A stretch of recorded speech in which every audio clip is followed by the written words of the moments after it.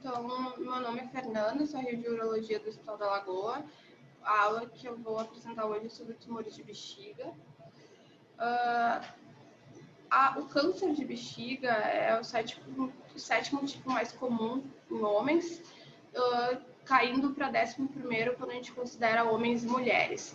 Sendo 75% desses pacientes que têm um diagnóstico de câncer de bexiga, uma doença confinada à mucosa, ou seja, um estágio TA ou um carcinoma in situ, ou submucosa que invade lâmina própria, o estágio T1. Os fatores de risco mais bem estabelecido é o tabagismo, tá? Que ele está ligado até 50% dos casos, confirmado, assim. Exposição ocupacional a aminas aromáticas, tintas, corantes, metais e derivados de petróleo. E os fatores genéticos, eles têm uma fraca associação, ainda não é muito bem estabelecida uma associação assim muito direta. Em relação ao estadiamento, então, TNM, tá? Sendo TA, um carcinoma papilar não invasivo, o CIS, que é o carcinoma in situ, ou TIS, que é um tumor plano, geralmente ele não é um tumor papilar.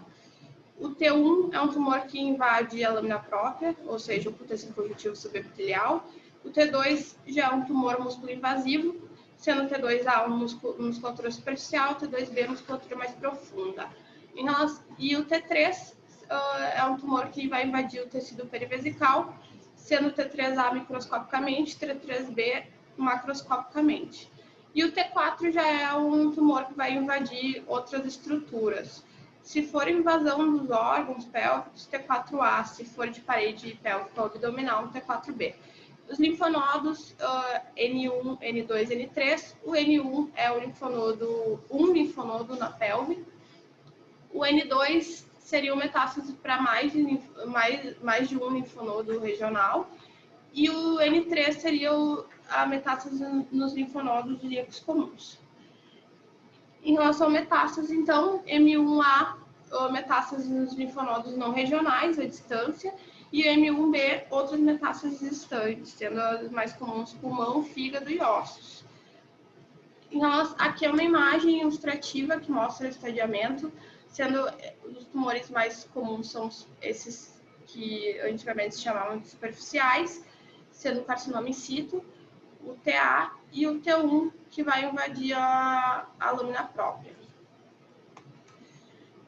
Em relação ao câncer de bexiga, então, não músculo invasivo, que são aquele maior percentual, os tumores seriam, como eu falei anteriormente, seriam os tumores papilares confinados à mucosa, o TA, e os invadindo a lâmina própria, T1, e os tumores de alto grau, que são confinados à mucosa, ou carcinoma in situ.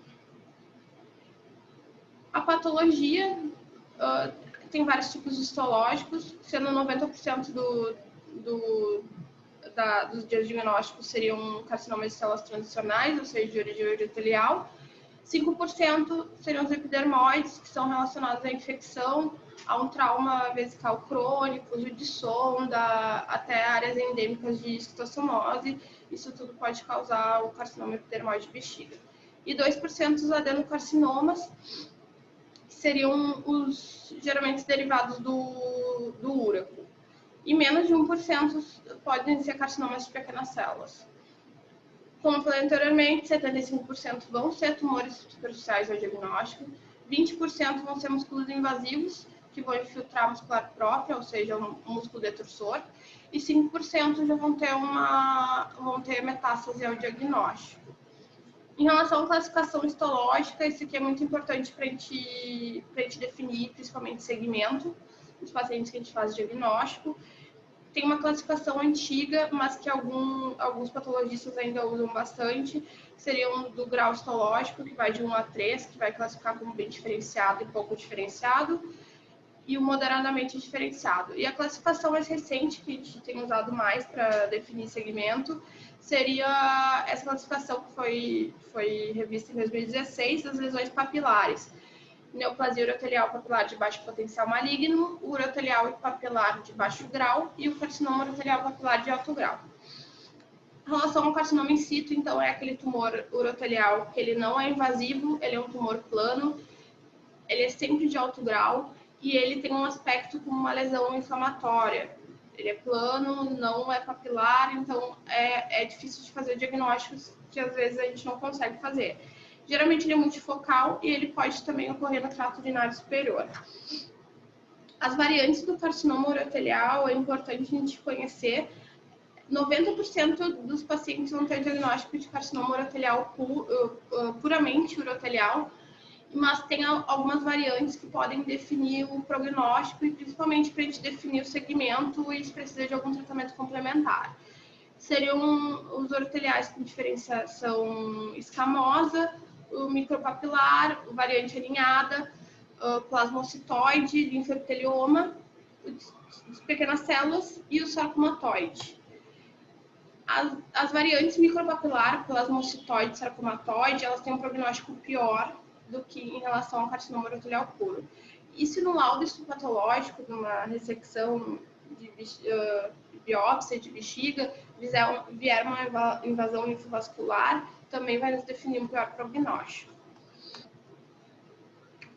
O diagnóstico, então, a gente vai se guiar principalmente pelos sinais e sintomas do paciente, os fatores de risco, a história do paciente, se tabagista ou não, e o principal sintoma que está presente até 90% dos casos é a hematúria, tá? E geralmente não, mas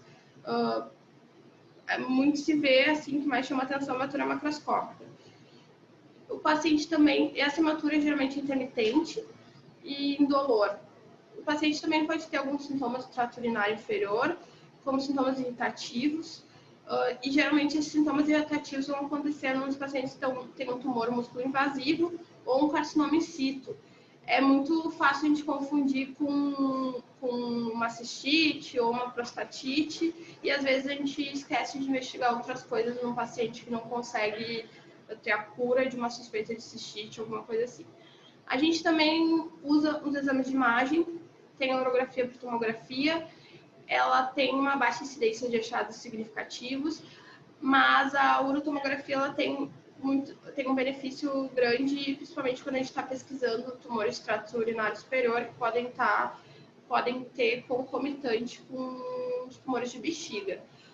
A ultrassonografia ela tem uma sensibilidade boa, principalmente tumores maiores de 1 centímetro, nos menores de 1 centímetro, menores de meio centímetro não tem uma boa sensibilidade, então ela não pode excluir tumores de bexiga, mas elas podem nos auxiliar no diagnóstico e principalmente no acompanhamento desses pacientes para a gente investigar trato urinário superior e outras tipo de nefrose e outras situações. A citologia urinária, então, ela tem uma alta sensibilidade, mas nos tumores de alto grau. Tá? Ela tem uma sensibilidade de 83%. E ela também pode vir positiva em tumor de qualquer parte do trato urinário. Às vezes a gente tem uma citologia urinária positiva para células neoplásicas e a gente não acha nada na bexiga, então a gente tem que seguir a investigação. Mas nenhum exame vai substituir a cistoscopia num paciente com hematúria. Então, um paciente que tem uma hematúria macroscópica, ele tem que ser investigado com exame de imagem e cistoscopia, principalmente dependendo da idade. O diagnóstico, então, vai ser dado por biópsia, então faz cistoscopia e histologia da amostra do tecido, pode ser uma biópsia fria ou uma ressecção. Tratamento, então, dos tumores não músculos invasivos, sendo os tumores superficiais, o TA e o T1, seria a RTU de bexiga. Ela faz o diagnóstico pela cistoscopia e consegue fazer a remoção de todas essas lesões. É muito importante quando a gente vai fazer uma RTU de bexiga, a gente fazer uma cistoscopia regrada para definir o tamanho dos tumores, fazer a medição desses tumores, o número de tumores, se é multifocal, as características, se ele é um tumor que parece papilar, tipo esse da imagem, ou ele é um tumor que tem uma característica mais sólida, que pode ser um tumor músculo invasivo, ou até algum tumor extrínseco. E também tem uma preocupação com um paciente que é sintomático e possa ter um carcinoma in situ. Também ver se esse tumor é recorrente ou é um tumor primário, que também vai mudar o nosso segmento. Aqui é a estratificação que a Sociedade Americana classifica, que é muito importante para a gente definir segmento e acompanhamento dos pacientes. Por quê? Porque o tumor de bexiga, principalmente o não músculo invasivo, ele tem uma recorrência muito alta. Os tumores de baixo grau, então, basicamente vão ser os uroteliais de baixo potencial maligno ou os de baixo grau com lesão solitária menor ou igual a 3 centímetros, e o resto a gente considera como intermediário e alto risco. E quando é que a gente vai considerar? A gente fez uma RTU, ressecou toda a lesão, quando é que a gente vai considerar fazer uma nova RTU?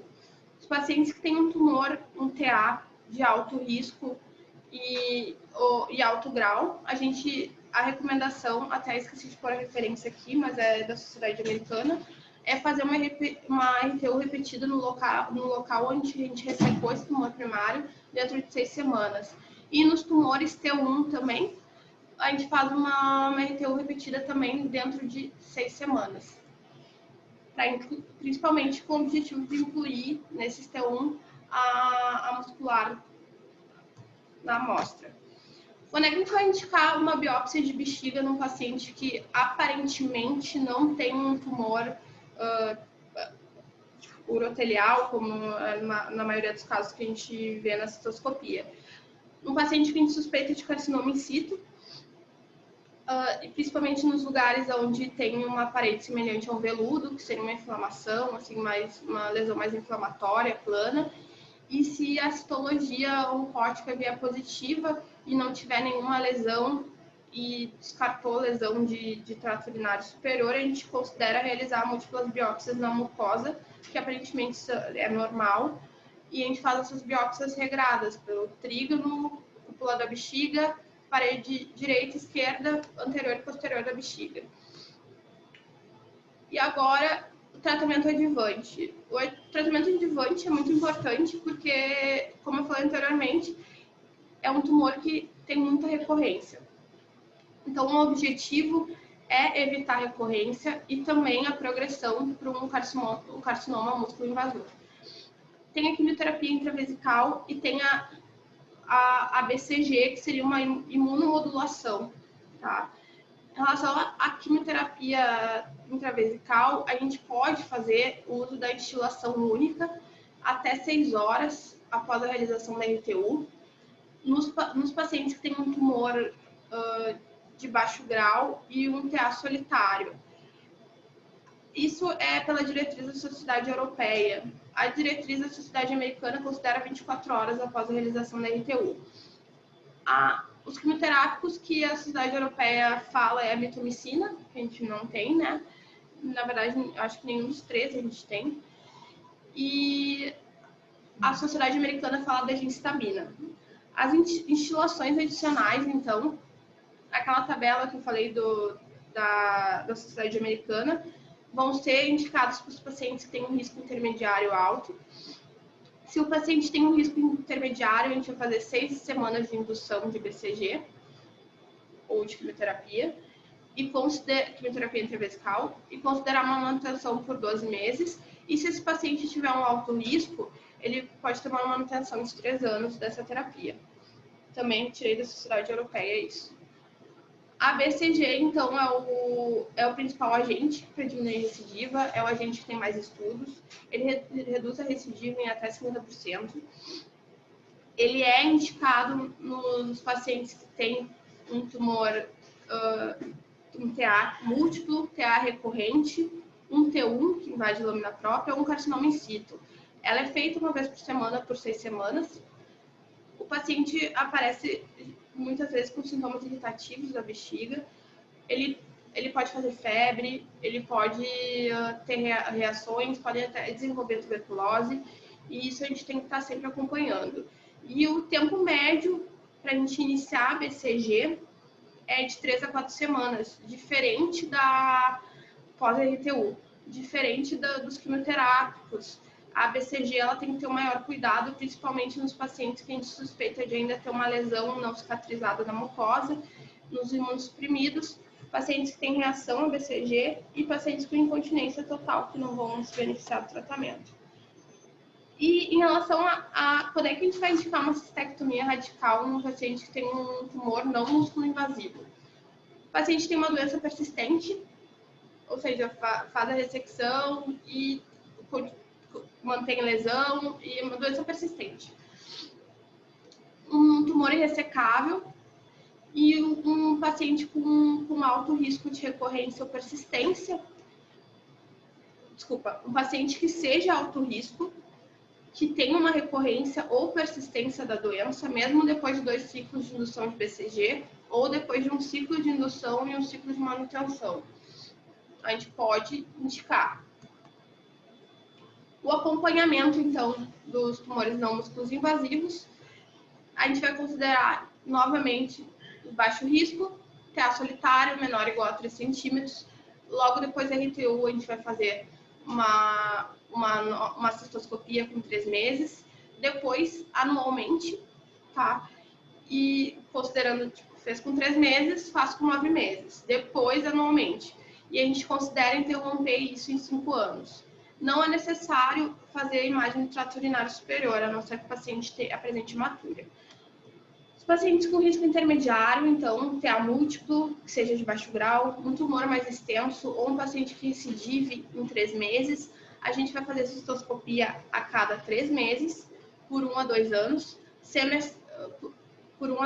semestral ou anualmente, dependendo do paciente, após 2 anos, e a gente faz citologia. E quando a gente tem uma recidiva desse tumor, a gente tem que reiniciar toda essa contagem de cistoscopia de novo, de acompanhamento. E também considera uma imagem do trato urinário superior, principalmente em caso de recidiva. Em caso de hematura, sempre. Os tumores de alto risco vão ser qualquer tumor alto grau, inclusive carcinoma in situ, que é sempre alto grau.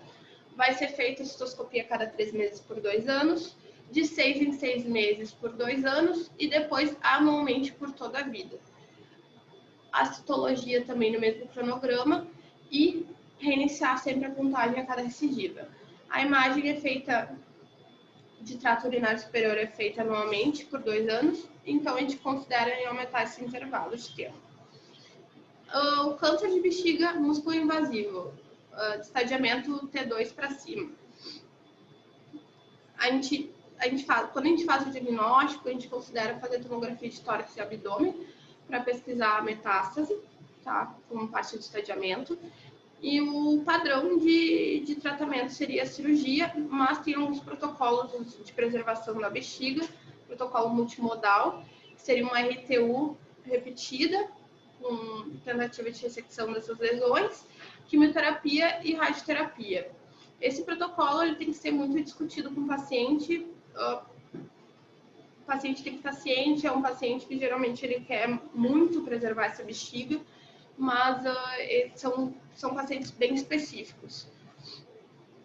Cirurgia radical, então, seria o padrão, que geralmente é o que a gente faz, e as derivações. A cistectomia radical padrão seria a cistoprostatectomia radical, vai tirar a próstata, vesículas seminais, e nas mulheres, a cistectomia radical tira o útero, uretra, linfonodos regionais e vagina adjacente. E as técnicas e tem algumas cistectomias que tem se falado mais recentemente, seriam as cistectomias de preservação da parte sexual. Mas isso são pacientes muito específicos e a Sociedade Europeia põe vários pontos a serem discutidos com esses pacientes. As derivações, então, a gente pode ter a neobexiga ortotópica, seria a técnica de Studer, que a gente faz uso no segmento ileal e faz essa neobexiga. Ela pode ter muitas complicações. Esse tipo de técnica é derivação continente, então são pacientes que a gente precisa ter certeza que não tem invasão da uretra, porque essa uretra vai ser mantida. As complicações, as iniciais, que seriam do pós-operatório, e as tardias, que seriam pela reabsorção do íleo, a acidose hiperclorêmica e hipocalêmica, e as elevações dos scores nitrogenados pela absorção crônica do íleo. E a técnica de Bricker, Então, que é a derivação não continente, né, o bexiga heterotópica, que a gente faz no segmento ileal, e a anastomose cissura etérea separadamente nesse ilho, e faz uma arterioileostomia na pele. Em relação à quimioterapia, só uma abordagem mais rápida, essas recomendações são da Sociedade Europeia, a gente tem um forte nível de evidência em oferecer quimioterapia neoadjuvante nos pacientes T2 e T4A, sem evidência de linfonodo ou metástase clinicamente. Nesses casos, a gente sempre vai usar a cisplatina. E em relação à quimioterapia adjuvante, sempre à base de cisplatina, a gente vai considerar nos pacientes que não fizeram neoadjuvância, que tiveram um estadiamento patológico T3, T4, com linfonodo positivo. É isso.